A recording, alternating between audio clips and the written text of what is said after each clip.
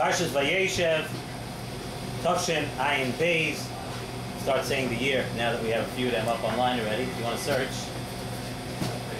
the entire story of Yosef, really, beginning of our parsha, is one that requires a lot of explanation. How do we understand this entire story of Yosef?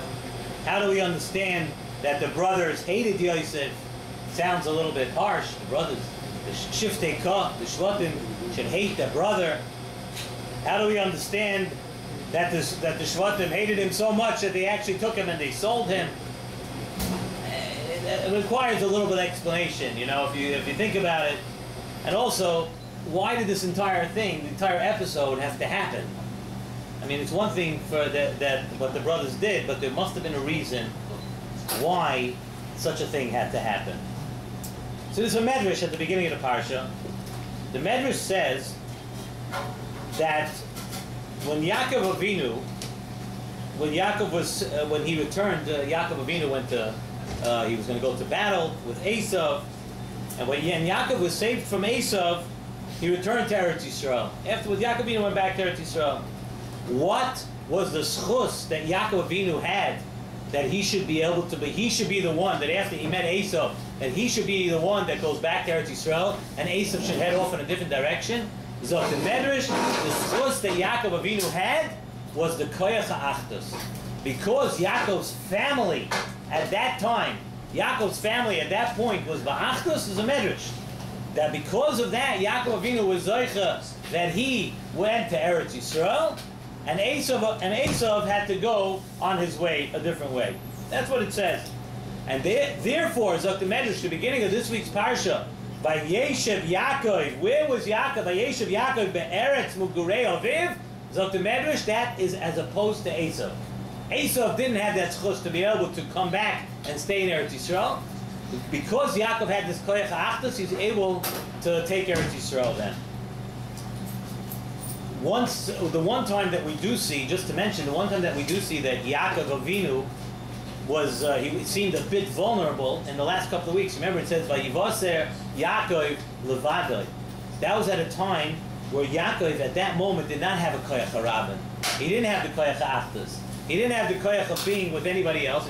The parsha, it says, Vayivaser Yaakov levadoi, he was left alone. And right then, at that moment, the Sar Shel Esav was able to fight with Yaakov. Right then, when he wasn't ba'achdus, when he was alone. That was the time that we see that the Sar Shel Esav was able to fight with him. Even though, Lamaisa, we know that Yaakov won that battle too. So you might ask, well, Yaakov won that battle. But even though he won that battle, we still see from the psukim over there that at that moment, that's when Yaakov was vulnerable. When he was alone. Vayivosa Yaakov levadoi. Yaakov Avinu was left alone, and that's because he didn't have the koyach ha'achdus then. And the Siva Shalom says here an amazing yisoid. He said, with this yisoid that we just mentioned now about achdus, we could begin to a little bit understand what's happening and what happened at the beginning of this week's parsha. Now listen to this. He says, Bnei Yisrael had to go to Mitzrayim. It was known that they had to go to Mitzrayim because we know even Avraham Avinu was told that they would go down, Arba'nei Yeshana, they would go down 400 years, and that they had to go to Mitzrayim.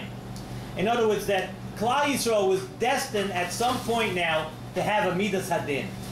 There had to be a Midas Hadin. A Midas Hadin that what? That they should go down to Mitzrayim. And a Midas Hadin that this whole thing should happen. The only thing is, it could not happen. So listen to what this Siva Shalom is saying something very important. That Midas Hadin cannot be Chal. Midas Hadin cannot, it cannot take place if there's Achdus. If everybody's together, and there's Achdus, and friendship, and amongst Klal Yisrael, there cannot be Midas Hadin. Oh, so what were we going to do? Bnei Yisrael had to go down to Mitzrayim. They needed to go down to Mitzrayim. It was part of the Shalshel. The whole thing had to happen, go down to Mitzrayim. So how is this going to work? So HaKadosh Baruch Hu had to make it that the Shvatim had an animosity for Yosef. He had to do it that way because he had to stir the koyach ha'achdus that was so prevalent amongst the Shvatim. HaKadosh Baruch Hu had to stir that, and he had to make it that they vayisneu oisai, that they would develop a hatred for Yosef, because that was the only way that with this period, only if this period and the separation amongst the Shvatim, that was the only way that Golus Mitzrayim was going to happen. And we know Golus Mitzrayim had to happen. But even if it had to happen, Midas Hadin, it cannot happen if people are ba'achdus. And if you think about it, you ever wonder, why did Yosef had these two dreams at the beginning of the parsha. Why did Yosef HaTzadik, you ever wonder why he went ahead and told his brothers the dreams? I mean, after he saw that the first one didn't work out too well, when he told his brothers, why did Yosef go ahead and tell the Shvatim the dreams? Zok Nesiv Shalom, that Yosef HaTzadik thought that by telling them the dreams, that's going to bring them ba'achdus. That in other words, we're all part of this plan together. It happened to be that Yosef was the leader, and Yosef was the king. But Yosef was thinking that when he tells his brothers, there's going to be more achva. We're in this plan of HaKadosh Baruch Hu together. That's why it says in the pasuk, when Yosef went to look for his brothers, what's the lashon of the pasuk? Es achai anachim evakesh. I am looking for my brothers. What was he in search of? Zok Nesiv Shalom. Es achai anachim evakesh. I'm looking for achva. I'm looking for unity. I'm looking for the brotherly love here. I'm looking to be together with my brothers. What was the answer? When he asked the person, said the pasuk said, what was the answer? The answer was, Vayomer ha'ish nas'u mizeh. And Chazal tell us that nas'u mizeh means nas'u min ha'achva. They had already made up their mind that Yosef had done something terrible to them. And they had tremendous kindness on Yosef. They had already made up their mind that there was going to be a period. There was not going to be any achdus anymore. So when Yosef, later on in Mitzrayim, when Yosef was already Mishnah HaMelech, and Yosef revealed himself to his brothers, and he told his brothers, he revealed that he was Yosef, and when he said, Ani Yosef, what happened? The pasuk says over there, V'loi omad ish itoi b'hisvada Yosef el echav. Next week's parsha, actually in 2 weeks' parsha, in Parshas Vayeishev, it says that Yosef, there was nobody else standing there. So Nesiv Shalom says a beautiful word, that right then, at that moment, when Yosef made sure that nobody was there, Yosef was reuniting the Shvatim. Yosef made it that nobody else should be there, that once again, right at that time, we had the Achdus, because Yosef knew that if they were going to have to go through a Golus Mitzrayim, and they were going to have to go through all the Nisyonis, they were going to have to persevere, the Korah Barzel of Mitzrayim. It can't continue. The period can't continue. It can't continue that the Shvatim are separate. They have to be together. So Yosef said everybody else has to be out of the room, because now when there's Koyach Achdus, once again there could be no Binas Hadin. The Satan has no Shlita when there's Achdus. When Yosef had his Nisoy in this week's Parsha with Ashes Potifar, so he was alone. It says that Yosef was alone, and the Yetzer Hara had Shlita over Yosef. The Yetzer Hara was right there. So what does it tell us? It tells us that Yosef, the Gemara in Soita Daf Lamed Vavam and Beis tells us that what did Yosef see? Sheneres loy dmus yukna shel aviv v'zei tziloi. That at that point, when Yosef was in his Nisoyim with Ashes Potifar, Yosef saw the image of his father. What does that mean? It means at that moment, he reconnected himself to Yaakov Avinu. Because now there was period. Yosef wasn't with the Shvatim. Yosef wasn't with his father. When you're not together, when there's no Achdus, the Satan had tremendous Shlita over you. So Yosef right now was reconnecting with his father. When he saw Dmus Diukna Shel Aviv, Zeh Hitziloi, the fact that he was back together, that's what saved Yosef. And we know that by Yaakov, take a look at, again in this week's parsha, it says by Yaakov, they went to be Menachem Yaakov Avinu. It says, Vayimoen Lisnachem. Yaakov Avinu, he resisted. He didn't want a Nechama. Why not? Why shouldn't Yaakov Avinu want a Nechama? They came, they told him, he said, Toraf Yosef. He thought that Yosef was mauled, that Yosef was gone. And we see Vayimoen Lisnachem, he didn't want to accept Nechama. Why? Because Yaakov Avinu knew that in order that Yosef's going to be able to pull out this card, that Yosef's going to be able to have this connection to him at the time when he needs it, when he has this Nisayan later in life. So Yaakov Avinu, because if he would have accepted Nechama, he would have accepted that he's separate from Yosef. Yaakov Avinu never cut that tie. He never accepted that I'm not going to have the Achdus with Yosef. So what do we see from all of this? We learn an extremely, extremely important lesson. I know every week we try to take out a lesson from the Parsha, but the lesson from this week's Parsha is something which is extremely, extremely important. First of all, aside from being lonely, when a person is alone, aside from being lonely, we see from here that it's dangerous to be alone.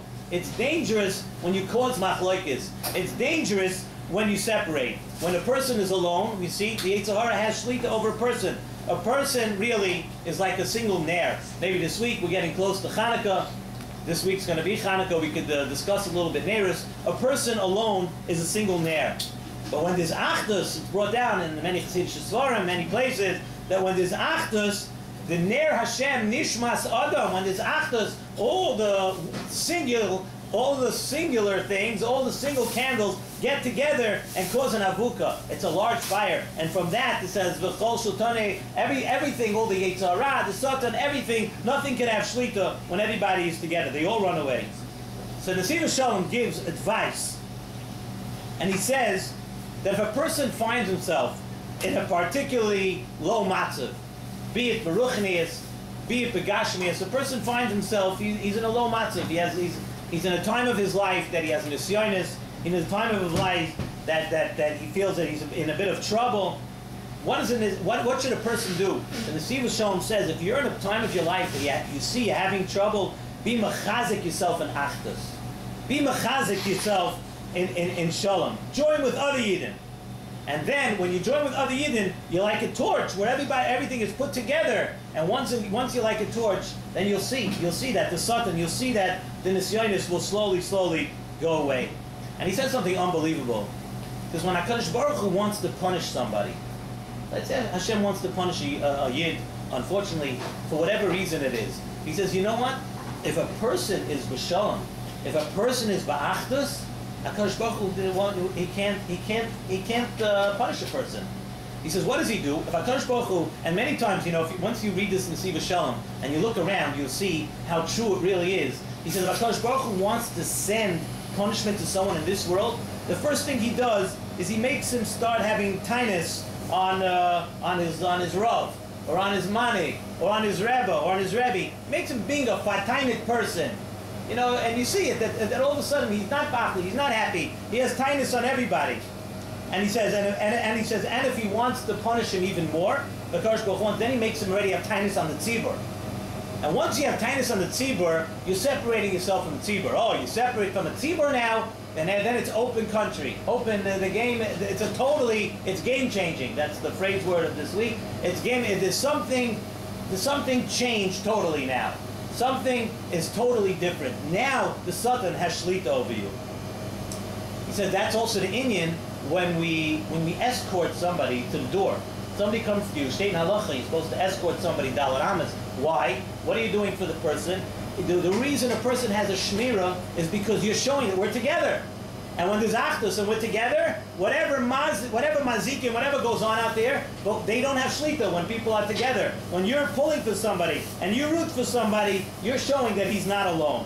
And that's really a lesson for all of us. Sometimes people think, oh, this neighbor of mine, this person here, the one here, and they're not exactly like me. We're different. Why should we be together? Why should my kids be in the school with this one's kids? Why should I daven in the shul with this one? Why should I sit at a table with this one?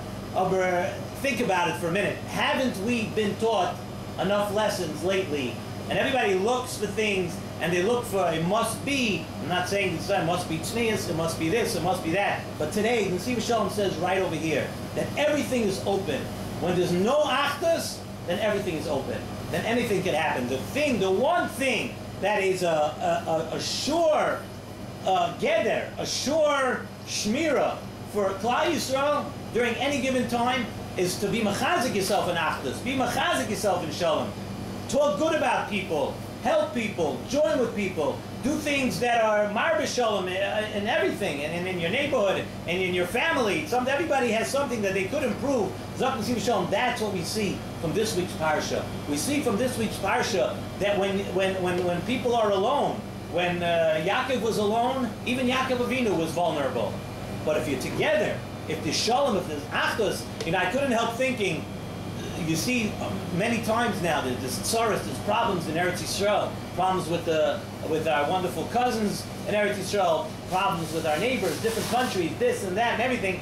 And he's saying right over here that why was Yaakov Avinu Zoicha to have Eretz Yisrael, and Esau should have to run away and go the other way until Seir, until Mashiach time? Why was Esau? Whole thing was koyach achdus. Because there was unity in Yaakov Avinu's family, we were zoiche to all the good, and we were also zoiche to Eretz Yisrael. So let's take this lesson coming up to the week of Hanukkah. Hanukkah in general is a time of achdus. Friends get together, people to get together, and families get together. Just to think about it, to think about who can I invite in, who can I improve interpersonal relationship with, who can I improve achdus with, and that's chus. Mir Hashem, we should talk about zoiche to all the brachas of achdus.